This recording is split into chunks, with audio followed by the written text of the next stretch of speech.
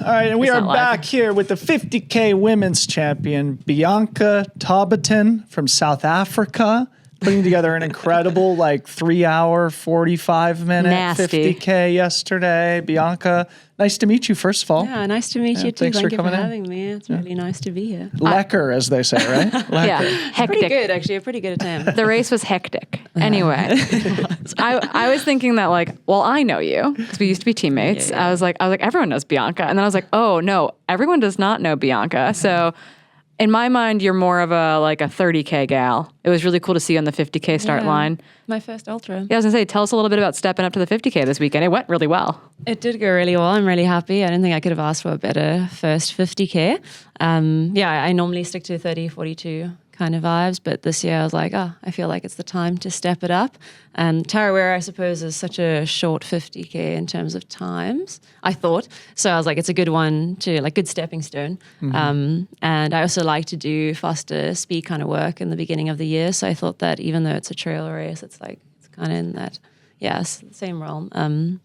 I decided to go for it, and I'm really happy. I don't think I could have asked for a better day yesterday. Yeah. Well, your name is going to be new especially to a lot of the Freetrail audience. So I would love to just open up the floor to have you introduce yourself a little bit more, just sort of athletic background, where you're from, things like that. Yeah, so I'm from actually a little town in South Africa called East London, but I live in Cape Town now. I'm 27, so kind of young still, I think. Dylan's I'm almost yes. 39, so yeah. I started trail running maybe 7 years ago. Joined Terex in 2022, but that kind of started my international journey.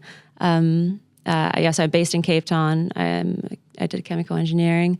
I traveled to Europe a few months of the year.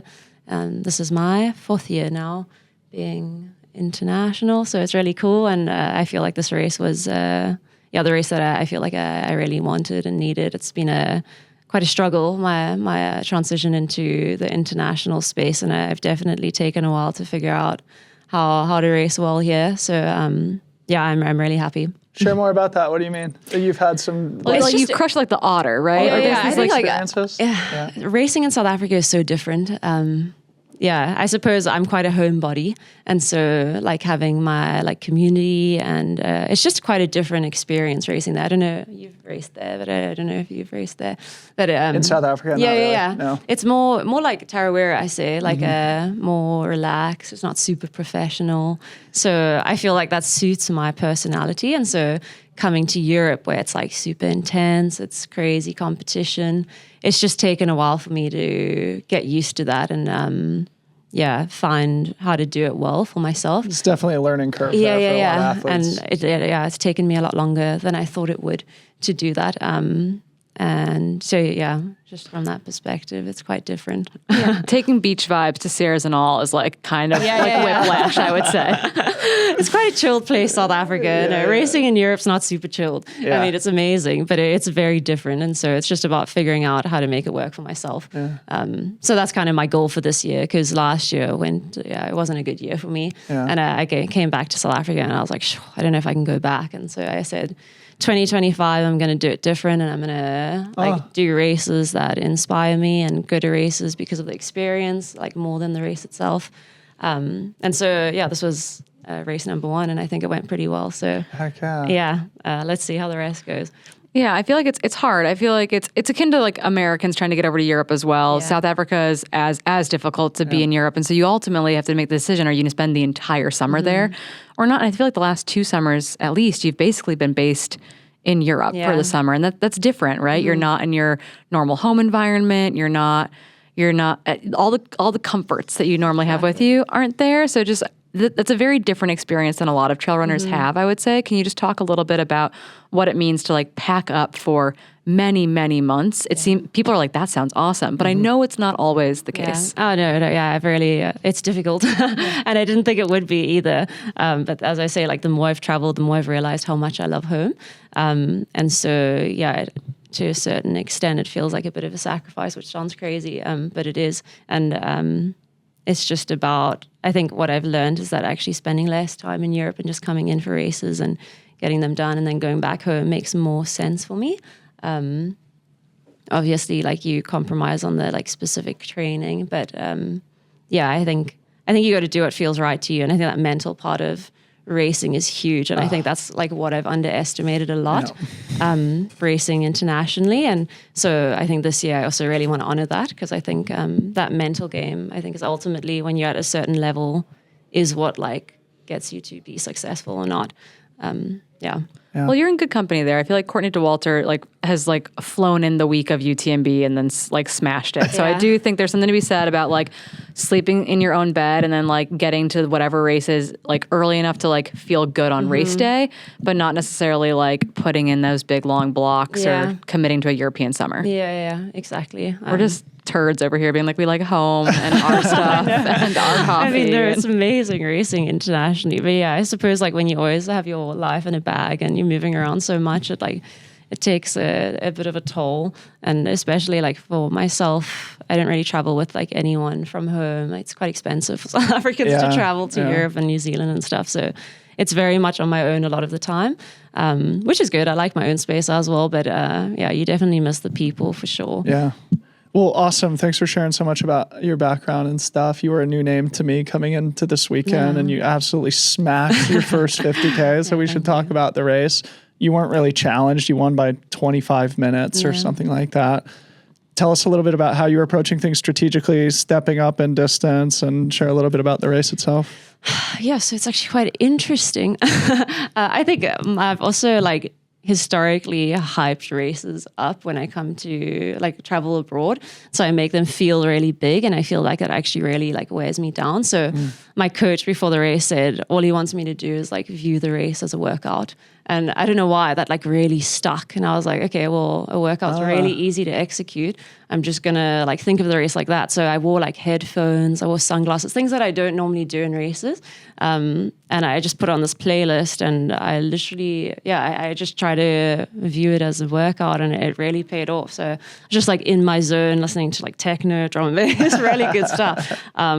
And just cruising. And so, yeah, it went really well. I couldn't have asked for, a better day, as I said. And I think that also was such a big lesson to me. Like, actually, I need to make races feel smaller than they are. Because like, keep the perspective, maybe, because they are basically a workout, I suppose, a little bit harder than an extended workout. No, but it changes the pressure dynamic. Yeah, If you put the same amount of pressure on the races you do on a workout, which I love that mentality, there's like a very dry Canadian like psychologist who like has a very similar take to that of just being like, you get to choose how much pressure it is. So like, why is the race more important than that big training session, than that like perfect long run, than whatever. So, but I think also like, like I know it's important, but it's just like about like telling myself, oh, actually it's like, I don't know, like, it's important, but you want to like try and make it feel less important in the moment.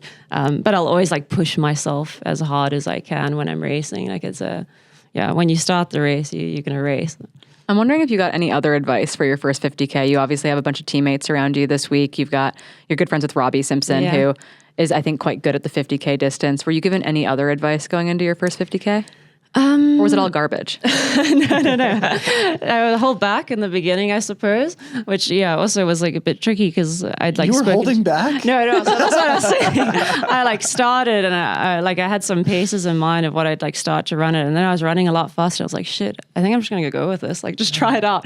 But I was told to do that. I don't think that I did, but it was fine in the end. And then I think just nutrition, I suppose, gets a lot more important as you step up in distance. And I think I executed that pretty well. I think I ate a lot more than I normally do. So I think it made a huge difference as well.